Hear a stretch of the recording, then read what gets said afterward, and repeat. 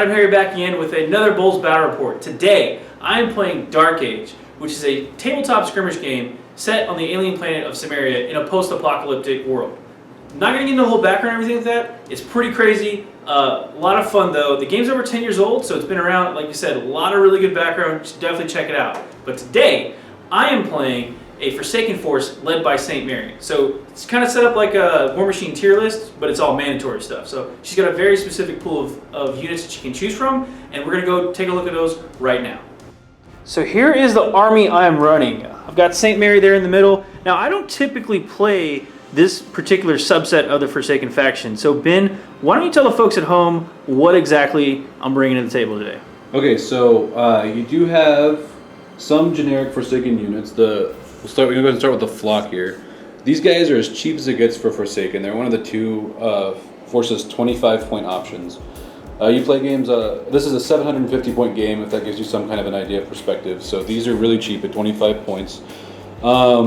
They're just your basic lousy melee unit. They're really only going to be there to help give a gang up bonus to St. Mary herself, possibly Joan, and every model you have attacking another enemy model after the first gives you an additional bonus. So, you got. They're just chumps. Yeah, they're chumps. So if you have one of them fighting a model, it's not that great. But if you get all four of them together, they actually get some pretty good bonuses, and they'll impart all those bonuses on the Mary. So that's really the idea.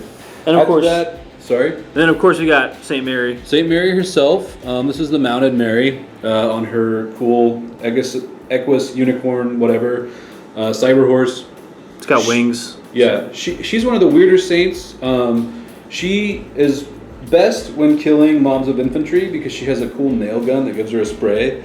But as she takes damage, she gets stronger. So that mace of hers, while it's not too impressive to start, can actually get pretty nasty as you hurt her.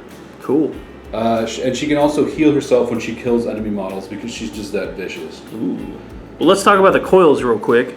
So the coils are the other generic Forsaken, or one of the other generic Forsaken units.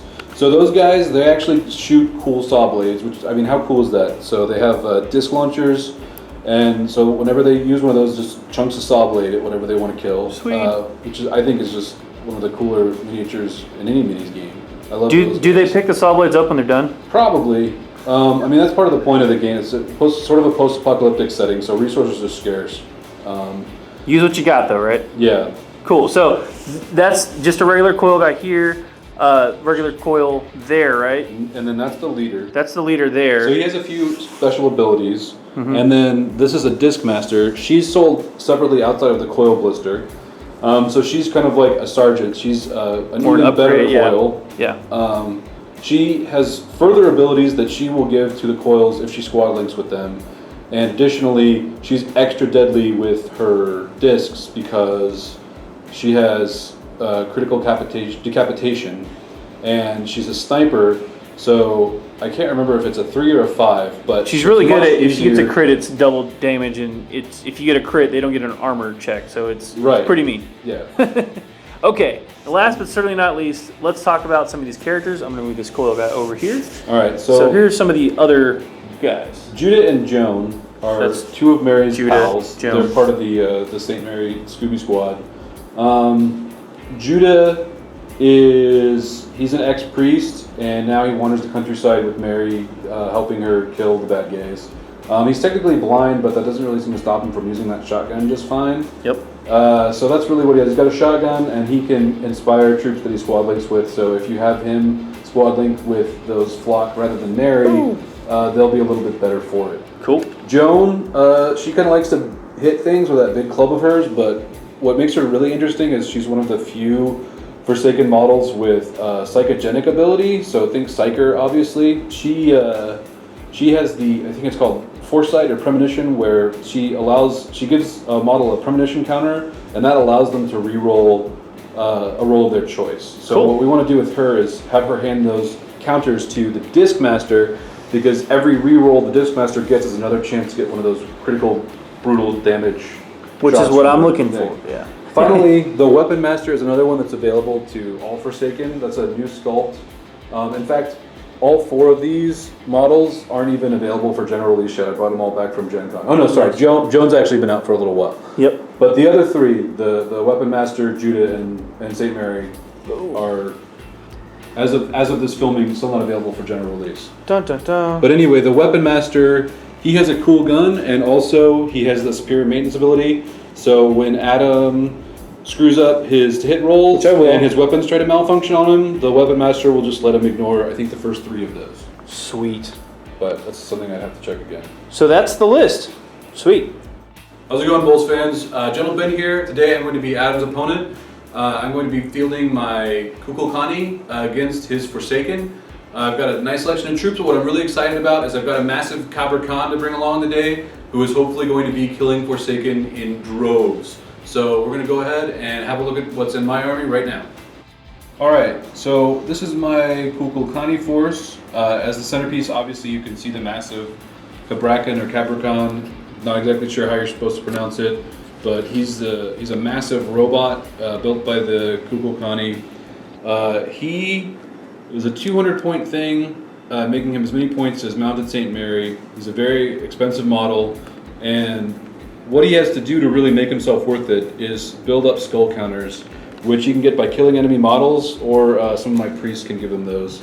And if you can't start building those up fairly quickly, he's actually not as hard to take down as you might think. But if I can start building up those skull counters, he can be pretty much unstoppable. So as those priests I mentioned, these guys over here, they're going to be helping him get some of those skull counters. That's one of the things they can do. These guys are all technomancers. That's what the Kukulkani rituals are called. That's kind of what their version of psychics is, although it's not exactly right to call it psychic. It's really like, I mean, it's technomancy, right? So it's like technology so advanced it seems like magic is kind of the shtick. So they can give him skull counters, plus they just have a whole bunch more abilities that they can do. They can actually teleport units around, all sorts of nasty stuff. So in addition to making him stronger, there's also some really tricky stuff they can do. And these guys actually aren't even that bad in a fight, really. They don't hit very hard, but they can cause the enemy model to bleed, which can cause them to lose additional wounds if they're damaged in the first place. Over here we have a war captain, a supreme war captain actually. There is only the supreme war captain. This is not like an upgraded version of a regular war captain per se. He's just got some Kukulkani warriors with him. They're just sort of your cheapest basic fighting infantry that the Kukulkani can take. This guy, the war captain, he's more of an elite model. He's got the killing power of, you know, like a good strong character. He's got 3 wounds, so he's kind of hard to kill. He can bring the pain pretty well. He's even got a ranged weapon, I think. And then our last selection, we have an honored dead and a living ancestor. So the honored dead are actually, yes, they're dead. This guy. Reanimated, yeah, with robotics. And they wander around the battlefield. They have a spray attack, and they can also hack at people with their claws. And then the honored dead, the living ancestor, he has very similar abilities to that guy. He's got claws and a spray. Which, last time I played, I used to, pretty good effect, if I remember correctly. So the spray was pretty cool. Yeah. Yeah. Yeah, they both have really accurate sprays, which are just kind of nuts because they're really deadly. Yeah. Stealing your soul. Stealing your souls. Yeah, but that thing looks awesome, and I'll be honest, I'm kind of intimidated by it because it looks so pretty, and also those giant war clubs look pretty scary. So I'm sure you'll just shoot it with some discs and lop its arms right off. Buzzsaws! Yep. I feel like Mega Man when I do that. It's gonna be awesome. Metal blades. Metal blades. Let's do this. All right, BoLS fans, we are done deploying. So I've got my my guys set up here with St. Mary there in the middle. Everybody else kind of spread out around. Ben is set up over here. He's got his big Aztec alien space Mayan death machine holding the anchor in the middle there, and then he's got guys supporting him on the sides as well. So we are playing, what's the name of the scenario, Ben? It has kind of a clumsy name. It's called Destroy Objective versus Secure Objective. Secure, yeah. Okay, so you're gonna, this token in the middle represents a Kukulkani relic. So you're going to be trying to plant bombs on that and blow it up, and I'm going to be trying to secure it to prevent you from doing that. And what that boils down to is at the end of every turn, whoever has the most counters on it gains a VP. right. The other thing too is we each have two kind of side missions or secondary objectives to try to complete too, which those are hidden. Yep. So Ben's not going to tell me what his are, and I'm not going to tell him what mine are until the end of the game. However, we did decide, we randomly determined those so before the game started. So we have those set up. That's why it's also important where the objectives are. My objectives markers are in the red, Ben's are in the blue. But and then it doesn't really matter too much, yeah. but just wanted to point that out. We can score off of each other just the same Yeah. as if they were ours. Exactly. So free-for-all scoring. We are playing on a 4x4 table. We are using one of the fat mats, which is why we have tape on the ends and stuff to kind of show us where the boundaries are. But yeah, that's pretty much it. So Ben, you ready to get this party started? Yeah, let's do it. Okay, BoLS fans, end of round one. Nothing too exciting happened. It was just really moving into position. You can't score objectives on the first turn anyhow, so this was really just getting stuff ready out of our foot-long deployment or foot-square deployment zones. So you can see there, the Kukulkani have moved all the way up. The big guy has a skull counter. Did you do anything else? No, but it is important to point out. So the way he gets, like I said, he gets much better the more skull counters he gets. He actually has four different profiles. One that he starts the game with, and the final one being 9+ skull counters.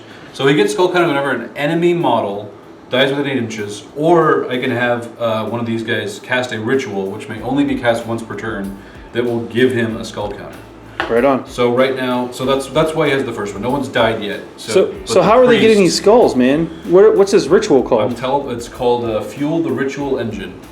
They just pull a skull out of their bags, don't they? Hey, it's technology so advanced it sounds like magic. Boom, magic to me. Technomancy. For me, the only thing I did really was had Joan move Joan up here. She cast the precognition on the disc master there. So now she has the precog counter, which is that red die. Basically, that just says I can discard that counter to reroll one failed attack roll or AR save, and you only can have one counter at a time. They don't actually go away though, so it stays on her until I use it. So pretty cool. But that's it for turn one. So we'll do turn two. All right, we're back after turn two. I'm going to do the narration for this one. Adam is feeling a little bit whipped right now, but it's not all that bad. He's still got plenty of good stuff going on. So that was a pretty good turn for me. It started off with him. He won the initiative roll, and whenever you win the initiative roll, you get to choose one of your own models to activate first, or, and this is almost always the better option, you can choose one of your opponent's models to activate first. So he picked the Kukulkani, which, even though his turn didn't go perfectly for him, I still would have called that a good idea because, once it gets up there and gets some skull counters going, it just gets tougher and tougher. So I had to move it up, and its activation was not particularly successful because it doesn't have that many skull counters, or I guess I should say it didn't at the time. As you can see, it's now sitting on 6, which is awesome. So all it did was it walked up, and it does have a gun, so it shot one of those flock. Its gun has an 8-inch range, so because it was able to shoot a flock, it was also able to get a skull counter from that flock. After that, Adam activated his coils, and I actually was shaking for a little while because it's a whole bunch of guys, all with Sniper 3 and critical attack and other stuff like that. So they all had a pretty good shot of just rolling low and not even having to worry about his high armor. But Adam, fortunately for me, had some pretty lousy luck. So he didn't get a single critical the entire turn. No, I got one. You got one? I got one crit, but you ignore crits because you're cool like that. That was a critical armor save. Yeah. I critically failed an armor save, so I would have taken 2 wounds. Yeah. But he has tough as nails. So yeah, so Adam didn't actually get a critical hit. His very first hit, he did manage to wound, and I critically failed, but as I was saying, Kukulkani, tough as nails, so he doesn't care about critically failing armor saves.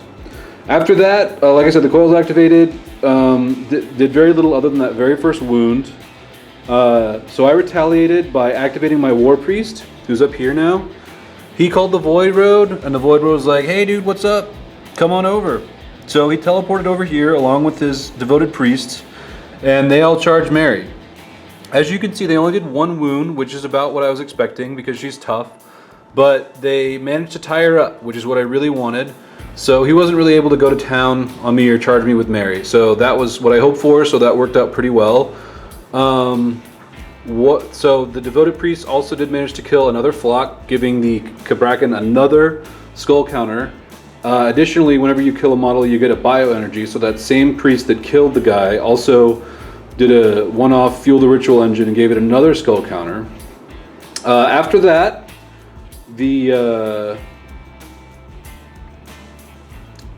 I went and I charged you with the flock. Right. So immediately after that, the flock activated. They charged, they retaliated, killing most of the priests. Judah tried to shotgun. As you can see, Judah is staring down the Kabrakan right now.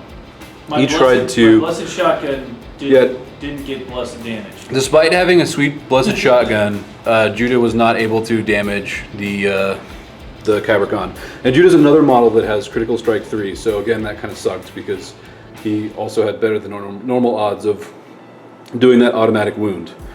So then my honored dead and living ancestor activated, killed some coils, giving still more skulls to the Kabrakan, bringing his total up to 6 now. So that's up to basically like level 3. So he's pretty rough. The Kabrakan doesn't care where the skulls come from? The Kabrakan does not care from whence the skulls come. So he's got 6 skull counters. Well, actually he does. It have to be enemy skulls. That's true. They do have to be enemy skulls. He does care. So yeah. So after that, Joan activated.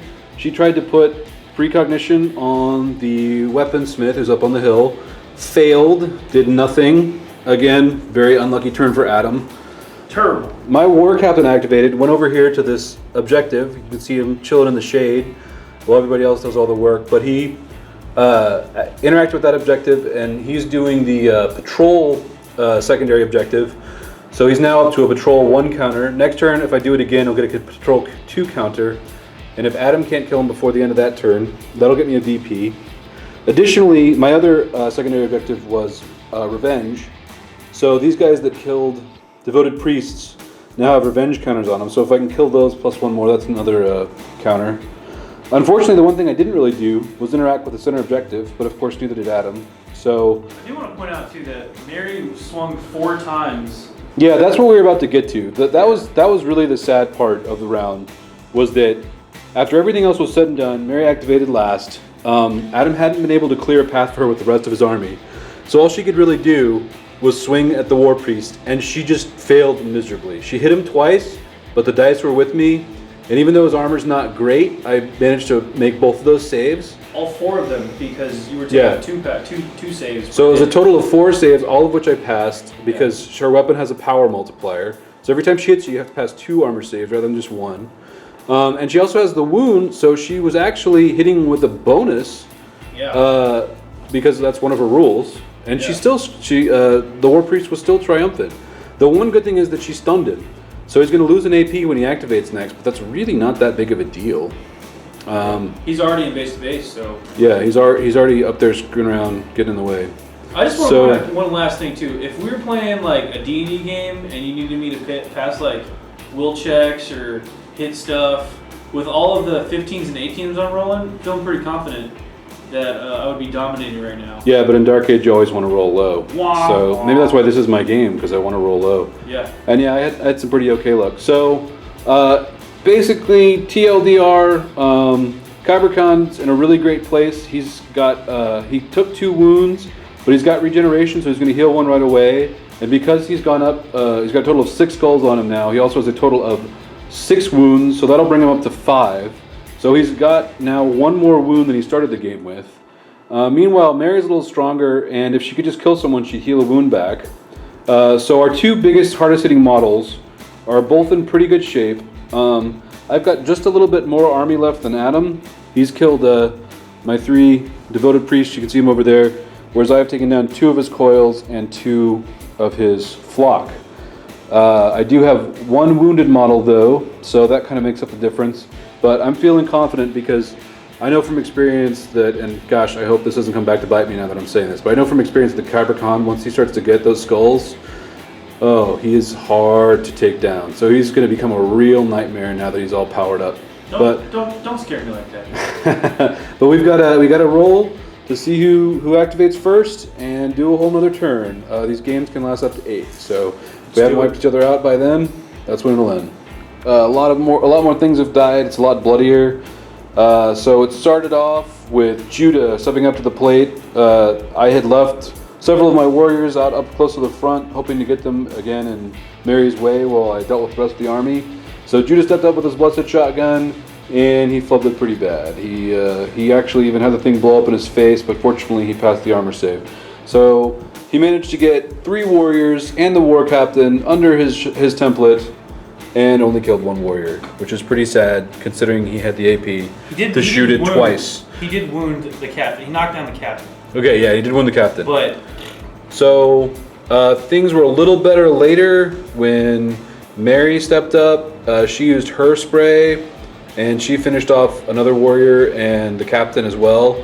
So he's down, which is good for Adam because he had gotten his 2nd patrol counter. So if he had survived the round, that would have given me a VP. So Adam stopped that from happening.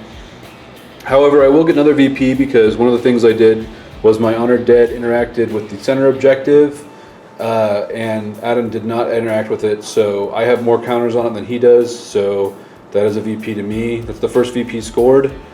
The living ancestor annihilated the Discmaster. Got himself some more bio-enhanced counters, so now he's going to be, I think, POW 6, and he's got Arm 18. If he kills anybody else, he's going to have a 3rd HP.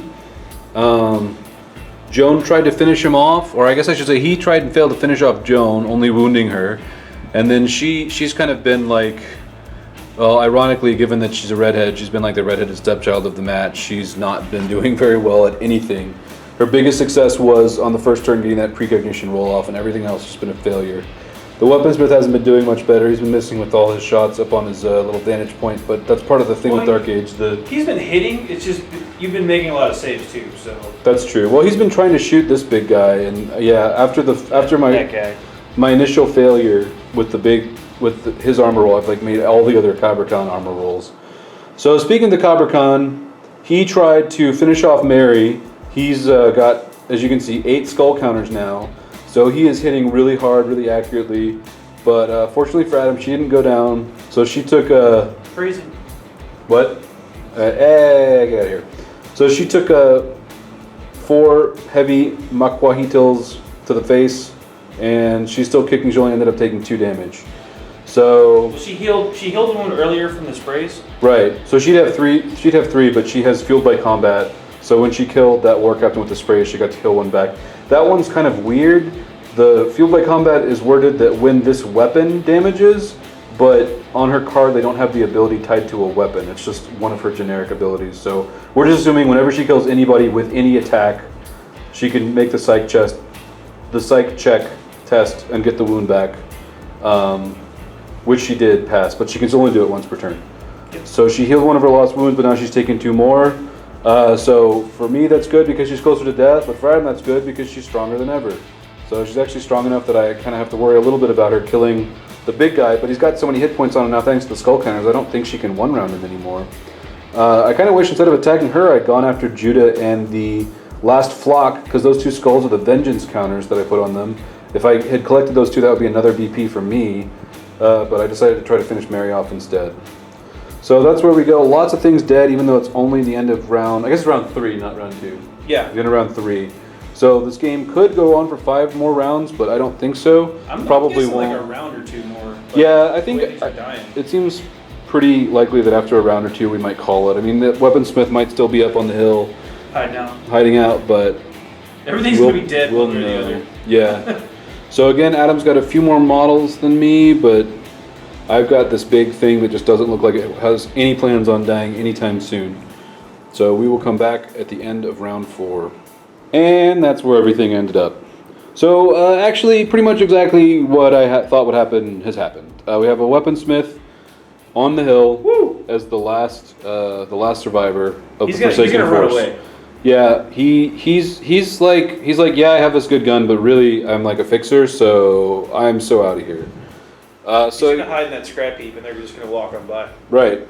So, how did it all go down? Well, the Kukulkani, I just can't decide which way to pronounce it every time I say it. Can we call him the Kraken? Release the Kraken. You did. So we released the Kukulkani, and he just annihilated Joan with his first swing because he was basing her. I won the initiative roll, and surprise, surprise, I chose to activate one of my own models first, him, Shocking. and not one of Adam's models. Which would have been nice. So, yeah, he swung at Mary, caved her poor head in. It was very sad. We cried. Then he went on to Judah, who was also murdered.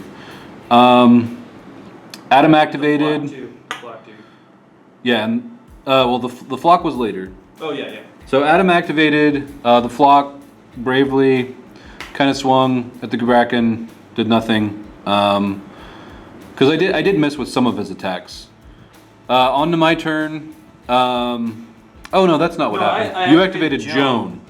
Yeah. Joan activated. Who hit? Not the flock. The flock did nothing. Joan activated. Yes. Hit the living ancestor.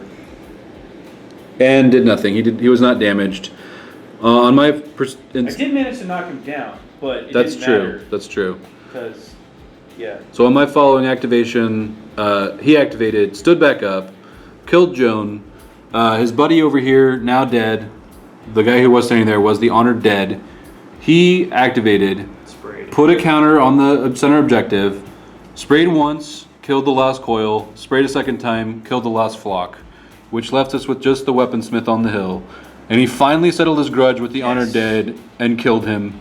But we didn't even bother to activate him, but essentially what would happen over here is this guy, when the war captain was killed, he dropped his patrol 2 counter. So I believe now this last warrior would be able to pick it up. So that would be a total of 4 VPs for me. The big thing here too is we unfortunately, technically 0 for have Adam. 4 more turns to go. Yeah. But I have 1 model left, and he really can't hurt this guy with any kind of reliability. So the Kraken pretty much has free reign on the board at this point. Yeah. Which is fine, but yeah. So we're gonna stop here, Yep. and then we'll go to the final recap here. So. So yeah, so I got a lot of VPs. I killed a lot of models. Adam, sadly, 0 VPs. But some kills. You got a lot of kills. Yeah. You just didn't kill that one big guy. All right. So yeah, we're gonna finish it here and then do a quick recap. All right, so yeah, that was Dark Age. I really like the game. Honestly, you could play a quick game in like 30 minutes. That was a 750 point game then? Yeah. And you can really play this game in 30 minutes. You see, it's very brutal. I actually did kill quite a bit of things, even though I'm kind of grumpy about it. But St. Mary, you know, the dice just weren't with me. I kept expecting her to be able to clear her own path, but then I would have stuff like that she just couldn't clear her path to get into the action. And that really cost me later in the game, especially at the end there with the Kraken just coming in, swinging the big axe in my face. There's nothing you can really do about it. You know, sometimes the dice just aren't with you, but to give you an example of how bad it was, I'm pretty sure if I was playing D&D, somebody would be checking my dice to see if they were loaded on the D20s, because I'm pretty sure I would have critted everything. I could have killed like a dragon in 1 shot. So it was pretty ridiculous with how good I was rolling. But in Dark Age, you want to roll low. So just kind of like in Infinity, which I'm okay with. I like the inverse kind of idea of rolling low is better. So it's not a bad thing. It just the dice weren't with me today, and it happens. I know we say it a lot, but holy crap, I rolled a lot of 20s today, and it's not good because that's malfunctions. It's no bueno. Overall, again, I really like the Dark Age mechanics. I like this game. It plays super quick when you know what you're doing. It's a lot of fun, really cool skirmish game. So yeah, we'll kick it over to Ben. All right, I'm really pleased with how that all went down. The Kabrakan, I've only fielded him so far since I finished painting against my friend's St. Luke force. So that means that that's a much lower model count army. He usually only takes like 6 models. So most of the skull counters I get throughout the game come from that Technomancy ritual. So this time with Adam's force with more models on the table, this is the first time I really got to see what that guy can do when you really power him up with all those skull counters. So that was really awesome. And you know, I've read about how great he is, people talking about him on the forums and on the internet, and this is the first time I've seen it, because yeah, once you get that guy fully skulled up, he is an unstoppable killing machine. Other than that, I felt like I've been playing Kukulkani as the army I've played more than any other, and I really feel like this is the first time it showed. Like a lot of things went pretty much exactly how I could have wanted them to. Getting the priest and his the war priest and his devoted priests up the battlefield early with Call the Void Road to keep to keep Mary out of the action for a turn. That ended up working out really well, even though they didn't actually do any damage to her themselves. And then getting the Honored Dead and the Living Ancestor up there to clean out those coils after they, unfortunately for Adam, had some really bad luck against the Cabrakan. That worked really well, because they went up there were some bodies, they cleared them with their sprays, and then all those skulls got fed to that big monster. So I feel really good after this game. And I'm glad Adam had a good time, even though the dice really failed him. I'm curious to know how well it would have gone for me if the dice had been a little bit better for him. But you know what? Hey, I won, so I'm happy. And thank you guys for watching. I hope you enjoyed it, and I hope you pick up some Dark Age and try it out for yourselves, because it's a really fun game.